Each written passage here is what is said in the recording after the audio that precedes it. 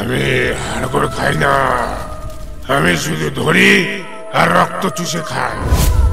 এই বরেন্দা, এই শিগগির বাইরে এসো তো একটু, খুব বিপদ হয়ে গেছে গো। ছেড়ে দাও আমাকে, আমাকে ছেড়ে দাও, আমি বাড়ি যাব, ছেড়ে দাও আমাকে।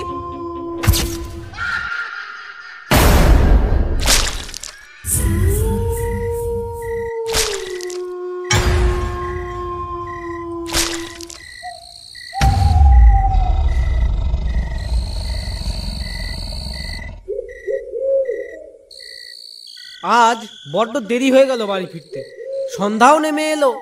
আবার শুনেছি এই শ্মশানটা নাকি মোটেও ভালো নয়। এখান থেকে বরং তাড়াতাড়ি পা চালিয়ে সরে পড়ি।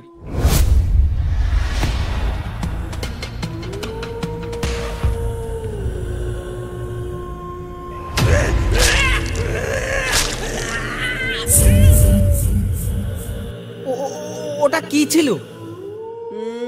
হবে হয়তো কোনো প্রাণী। এত ভয় পেলে চলবে না, আমাকে তাড়াতাড়ি বাড়ি যেতে হবে।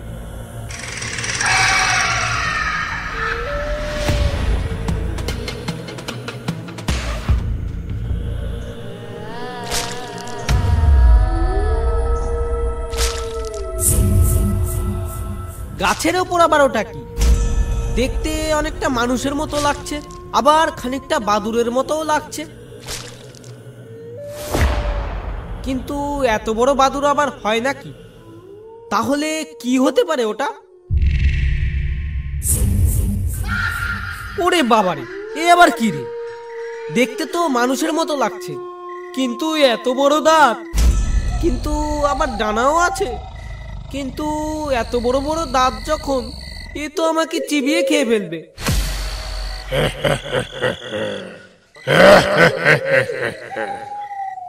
আমি হাড়গোড় খাই না, আমি শুধু ধরি আর রক্ত চুষে খাই, যেমনটা এবার তোর সাথে করব। ওরে বাবারে, এ যে জ্যান্ত রক্ত চুষে খাবে। পালিয়ে যাবি কোথায়? আজ কতদিন পর মানুষের গরম রক্ত খেতে পারবো।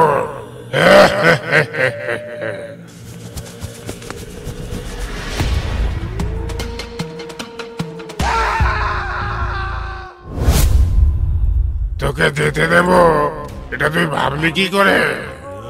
ছেড়ে দাও আমাকে, আমাকে ছেড়ে দাও, আমি বাড়ি যাব, ছেড়ে দাও আমাকে।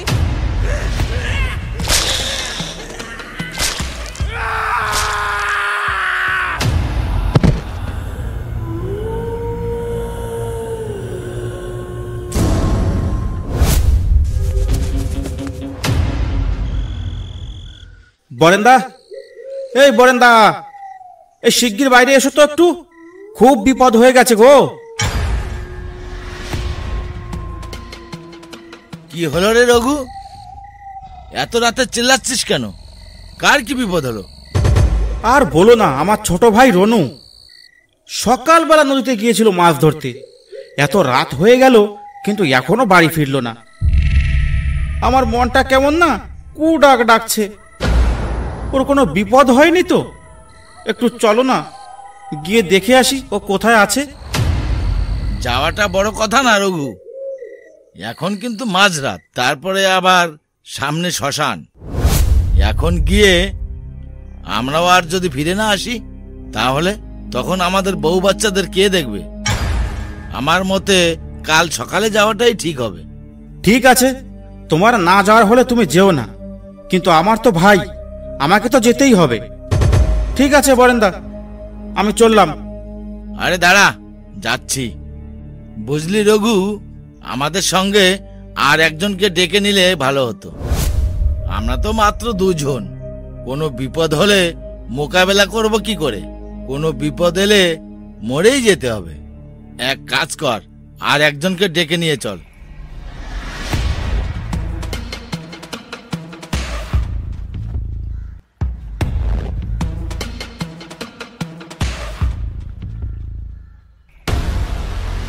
এই মোহনদা, বাড়িতে আছো নাকি? মোহনদা বাড়িতে থাকলে একটু বেরাও। এই আমি না খুব বিপদে পড়ে গেছি। এই তো মোহনদা চলে এসছে। দেখো কাণ্ড, আমি এদিকে তোমাকে ঘরে খুঁজছি, আর তুমি তো বাড়িতেই ছিলে না। তা কোথায় গেছিলে মোহনদা? কেন রে, এত রাতে আমার বাড়ির সামনে এসে ধর্ণা দিয়েছিস কেন? আর বলো না মোহনদা, আমার ভাইটা সেই সকালে গেছে নদীতে মাছ ধরতে, এখনো বাড়ি ফেরার নাম নেই। বলো তো, এমনিতেই আকাশের অবস্থা তেমন একটা ভালো দেখছি না, কখন বৃষ্টি হয় বোঝা বড় মুশকিল। একটু চলো না আমাদের সঙ্গে, দেখি আমার ভাইটা কোথায় আছে, একটু খুঁজে দেখে আসি। তুমি আমাদের সঙ্গে গেলে খুব ভালো হতো, আমরা দুজনে যেতে সাহস পাচ্ছি না। চল তাহলে, কিন্তু বেশিক্ষণ থাকতে পারবো না, আমার সকালে কাজ আছে।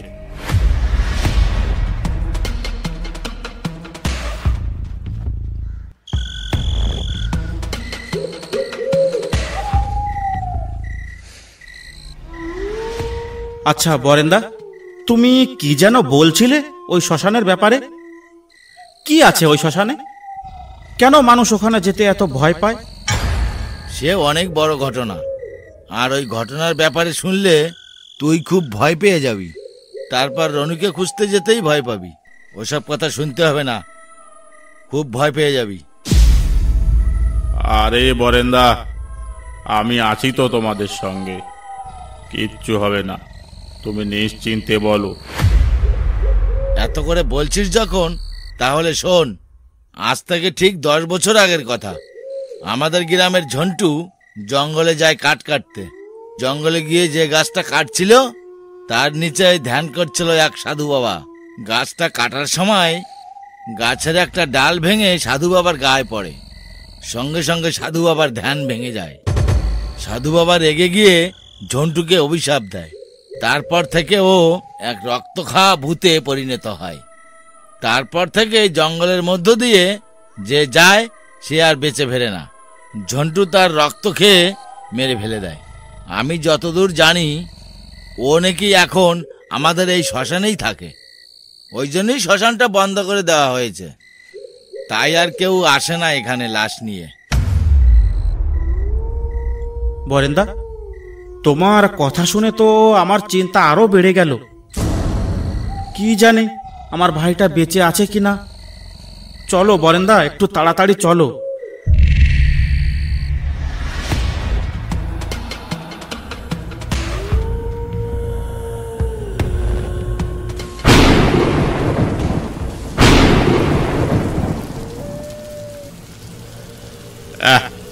হঠাৎ আবার বৃষ্টি এলো কোথা থেকে রে বাবা? আকাশে তো তেমন মেঘ ছিল না, এখন দেখছি মেঘ না থাকতেই মুষলধারে বৃষ্টি। আরে বরেন্দা, তা এভাবে দাঁড়িয়ে দাঁড়িয়ে ভিজলে তো জ্বর হবে। এই বৃষ্টিতে মাথা গোজার মতো একটা জায়গা খুঁজতে হবে তো। হ্যাঁ ঠিক বলেছিস, কিন্তু এখানে তো তেমন ঘর দেখতে পাচ্ছি না। দাঁড়া দাঁড়া দাঁড়া, ওই তো একটা কুড়ে ঘর দেখা যাচ্ছে, চল ওখানে গিয়েই দাঁড়াই। কিন্তু সবাই সাবধানে থাকিস, এটা কিন্তু সেই শ্মশান। ভয় পাবি না, মন শক্ত করে রাখবি।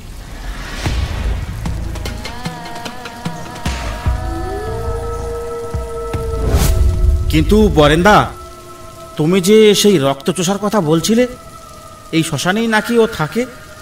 হ্যাঁ বলেছিলাম তো, আগে বৃষ্টির হাত থেকে তো বাঁচি, তারপরে ভূত দেখা যাবে।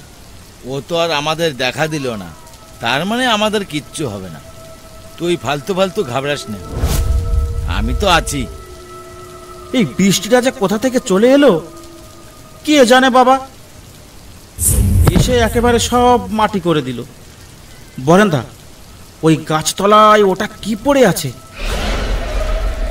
দেখে তো মনে হচ্ছে কেউ শুয়ে আছে। কিন্তু এইভাবে বৃষ্টির মধ্যে কে শুয়ে থাকবে, আর কেনই বা শুয়ে থাকবে? অত না ভেবে চলো না একবার গিয়ে দেখে আসি ওটা কে শুয়ে আছে,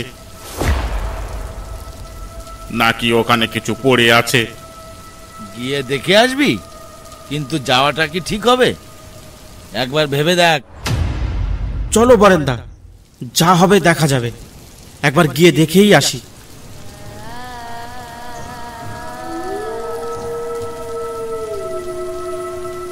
হায় ভগবান, এ কি হলো? বরেন্দা, আমরা আসতে মনে হয় অনেক দেরি করে ফেলেছি। আমার ভাইটি মনে হয় আর বেঁচে নেই। রঘু, তাড়াতাড়ি লাশটা তুলে নে, এক্ষুনি এখান থেকে পালা। পরিস্থিতি ভালো ঠেকছে না। ওর শরীরটা কেমন সাদা হয়ে গিয়েছে দেখেছিস? দেখে মনে হচ্ছে ওর গায়ে যত রক্ত ছিল কেউ চুষে খেয়ে নিয়েছে। আমার অনুমান যদি ঠিক হয় তবে এটা ঝন্টুরি কাজ। বরেন্দা, রঘু কিন্তু ঠিকই বলছে। এখানে কিন্তু বেশিক্ষণ থাকা উচিত হবে না।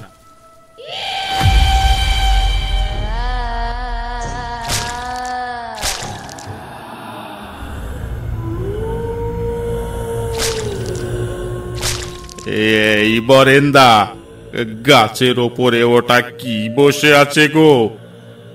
আবার ডানা ঝাপটাচ্ছে। এত বড় পাখি? আরে এটাই তো সেই রক্ত খেকো ভূত। বাঁচতে চাস তো লাশ ফেলে পালা।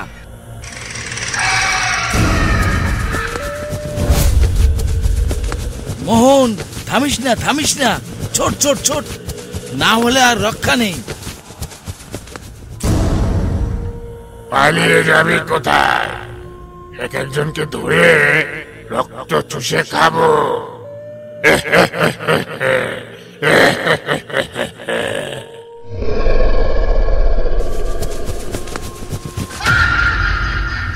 এ বাঁচাও, বাঁচাও বরেন্দা, বাঁচাও বরেন্দা, বরেন্দা বাঁচাও বরেন্দা। আমি কি করব? আমি কি তান্ত্রিক? বাঁচতে চাস তো পালা।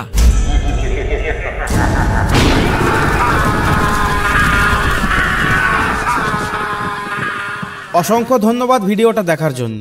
ভিডিওটা ভালো লাগলে একটা লাইক করতে আর একটা সাবস্ক্রাইব করতে ভুলবেন না। যে সমস্ত ছোট বড় গল্প লেখকেরা আমাদের সঙ্গে কাজ করতে চান, ফেসবুক পেজ বা ইনস্টাগ্রামে টেক্সট করতে পারেন, ডেসক্রিপশন বক্সে লিংক দেওয়া আছে।